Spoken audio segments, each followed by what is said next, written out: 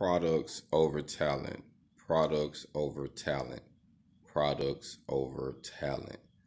Just wanted to come to you and say that this morning. Wanted to put that thought in your mind as you wake up and get ready to start on your day. Once you see this video, just to know that it's going to be important that we gain our independence through products, through services, through things that we can actually produce, put on the shelf where people can order, pick up at store locations at different places where we can be able to help the need in different communities with other businesses. So that's going to be very important that we come up with products over talent, to use the talent that we get, use the skills that we get, use the knowledge that we have acquired over the years and invest in ourselves to make products. I know it's something in you. I know it's something you can make, fabricate. I know that's a tool that you can come up with.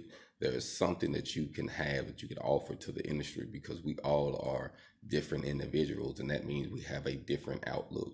So the goal is to figure out what your niche is, what your lane is, what product you have to offer, and offer that product, offer that service.